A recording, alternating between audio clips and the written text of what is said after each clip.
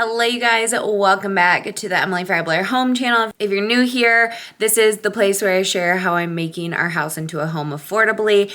And today I'm starting on the guest bath remodel. And first we're just going to replace the basically like spec mirror. It's just one of those ones that doesn't have a frame around it. It's glued to the wall. And so I have a mirror to replace it, but I need to strip the wood on it so I can restain it. So here is the bathroom that I'm redoing.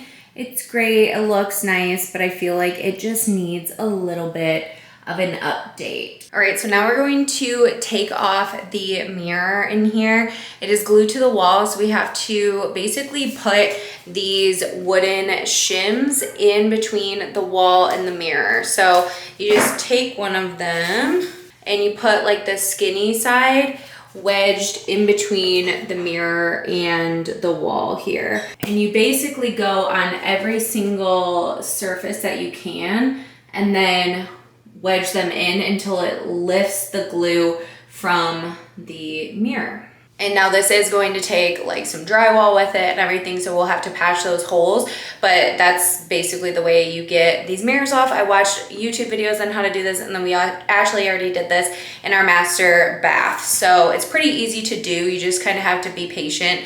And I would suggest having two people to do it, so one person can hold the mirror while the other person is hammering the shims in while, you know, it's loosening from the wall. I feel like before we were able to like put them in there a little bit, but I guess not. This one, let's see.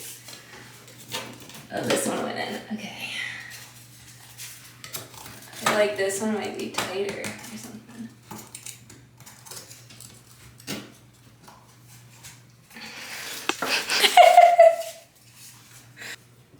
It's not all ugly.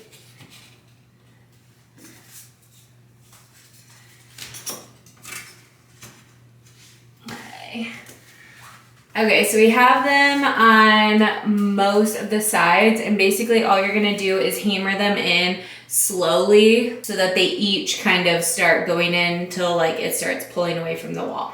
How do I do it?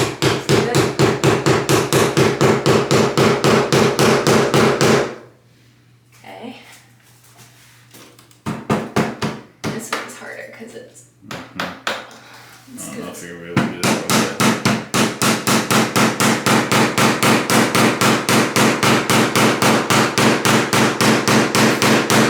All right, you guys, it is down. We got it out of here. As you can see, there's a whole like different color behind it.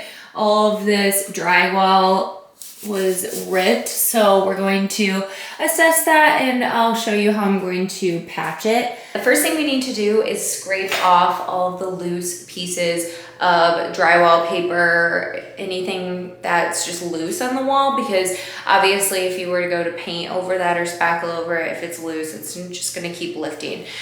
So a really easy way is just to get one of these like metal putty knife type of things and scrape off the pieces. You could also cut around the area with an X-Acto knife and do it that way, but I looked up different videos on YouTube and this was like an easy way to get rid of that kind of paper. You just kind of like scrape it off. So basically here's the area I'm talking about. You just take this and just start scraping it off.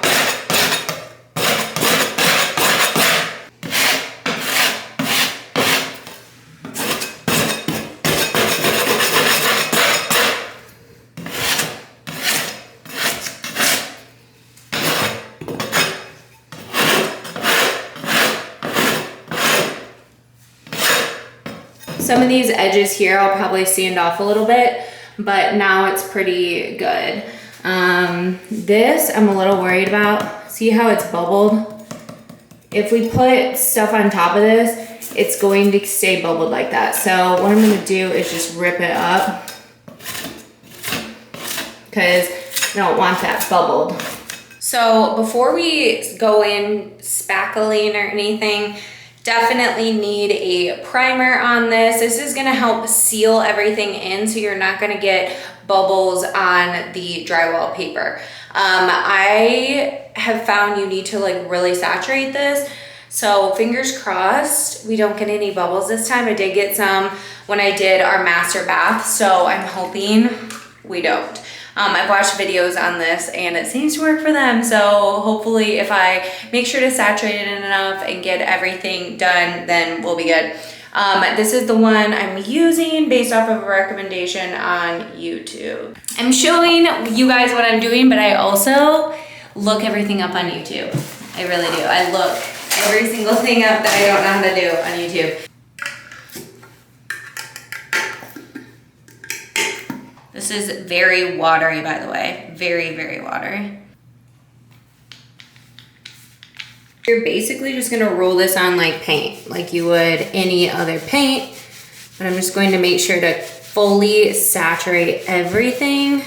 All right, so we are nice and covered now. I just put on a very generous coat of this, so we have to let it dry before we can patch the holes. It's the next day and it's time to patch these holes, repair them, and I'm gonna use spackle. That is not like the technical way to do this. You're supposed to use like drywall mud, but most of this is gonna be behind a mirror, and so I'm not really that worried about it.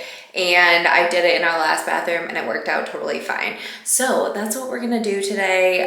It's not gonna be the best application or most precise application, but I'm gonna show you how I do it. I just have a tub of spackle here and then this putty knife type of thing that is metal, and that's all I'm gonna use, and slap it on there and get it so that the wall is smooth.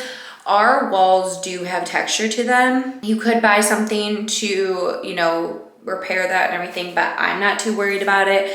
Our last, like whoever flipped our house had like made areas in the wall anyway, so it's not like it's inconsistent with things going on in our house, and it's not too noticeable. Like as you can see here, potentially see how it's smoother here versus like the little bit of texture. I'm also gonna spackle this. So I'm basically just going to take some spackle and start spreading it on the wall.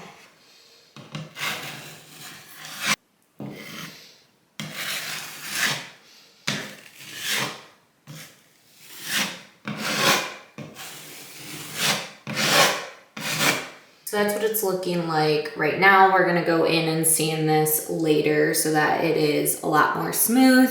All right, you guys, it's been multiple hours, so I'm gonna try and get this spackling sanded, or I also saw a new technique on our Faux Farmhouse's Instagram. They used a damp cloth to like wipe off areas of spackle. So I feel like this is gonna be perfect for some of the surrounding areas especially, maybe not the whole thing, but I'm gonna try it out and see what I think. Here is one of the areas. I have a damp cloth like this. I know everything's kind of hard to see because it's white, but especially for the surrounding areas like right here. Also, some of it did bubble a little bit, but I think it's gonna be okay. You see how there's a couple bubbles? I don't know how to frickin' prevent that. I tried everything, so oh well. But see how the edges have it a little bit weird? I'm just gonna take this wet cloth and it's just coming right off and getting nice and smooth. I still feel like you'll have to sand, but this at least gets the edges like nice and smooth. You guys, it covers like all of it. Oh my goodness, I didn't even realize.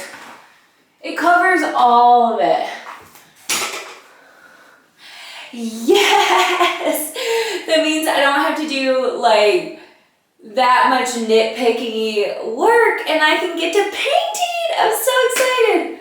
So I have these two different green colors to try out. Obviously one's a lot more of a richer green and this one's more of kind of like a sage green. They look a little different obviously when they're dry as well. I had swatches hung up on the wall and I just like could not decide. So I figure might as well just kind of swatch them on the wall and then I can decide what I'm thinking. The mirror that I'm redoing that I'm showing you guys is going to be a darker tone like this. So I think the greens will look really nice with that color of wood as well. So something that is so awesome, especially if you're just doing a quick swatch on the wall, these paint sets from the Dollar Tree are $1.25 and you get a brush, roller, and gloves, and a little tray. So this is what I'm gonna be using. All right, first up, I'm gonna do scallion on the wall. See how this looks.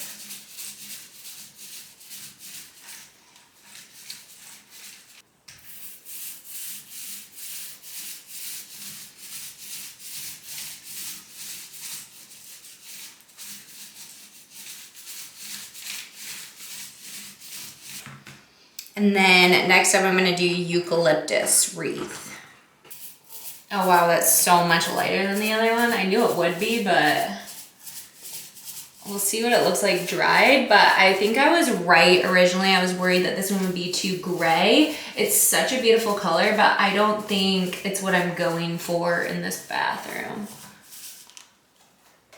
Okay, so here are the two colors.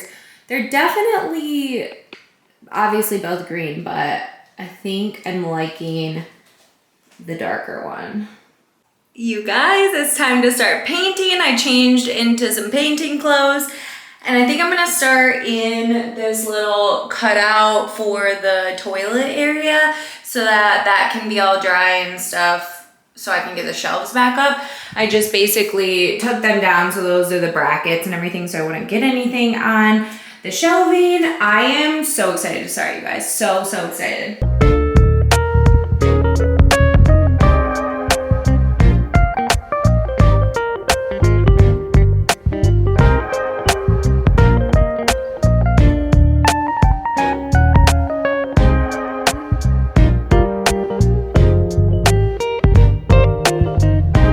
Got this hardware. I got a set of 10 because I'm going to use it in the master bath as well, of these gold knobs that I'm going to put on the bathroom vanity to update it. I could do black, but I want to do gold and black accents in here. I want to do mixed metals type of thing. So that's what we're going to do today.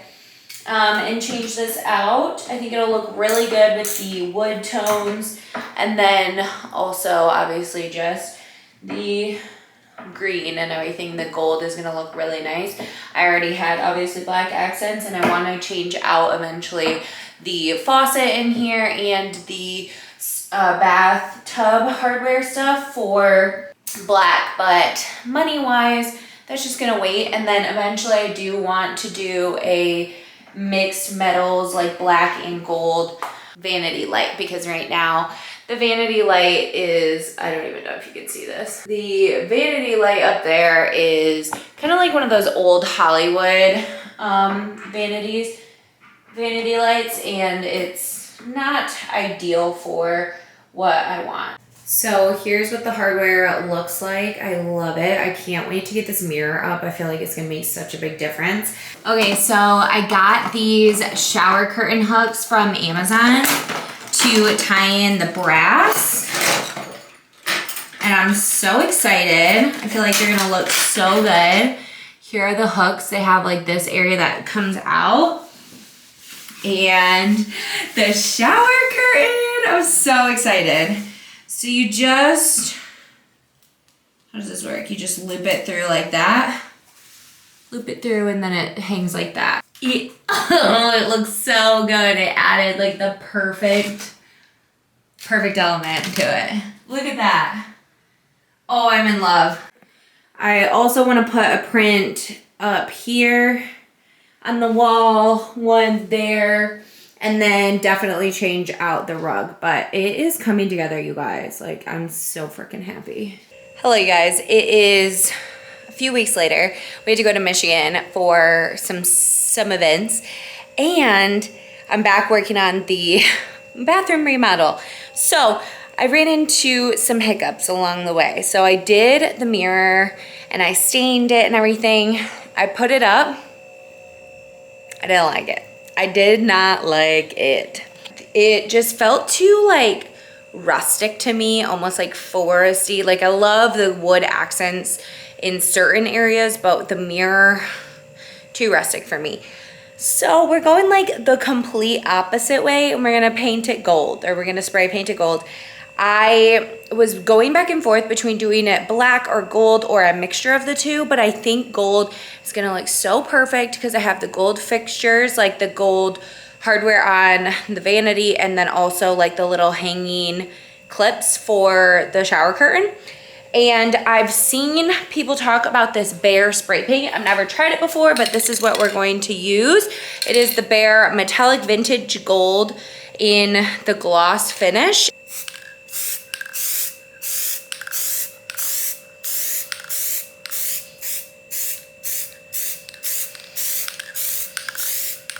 So I just went and sprayed a little bit, the new Behr one. And I kind of like it, but I kind of don't. And it's not covering very well at all. This is Rust-Oleum gold. Very shiny, bright gold. This is just a light coat of this Behr one. Here's what it looks like with one coat of the Rust-Oleum metallic gold. And I'm really liking it. I definitely need to go over it like one more time with that metallic gold. You guys, the bathroom is done, or at least for now. So let me show you around and show you the completed bathroom.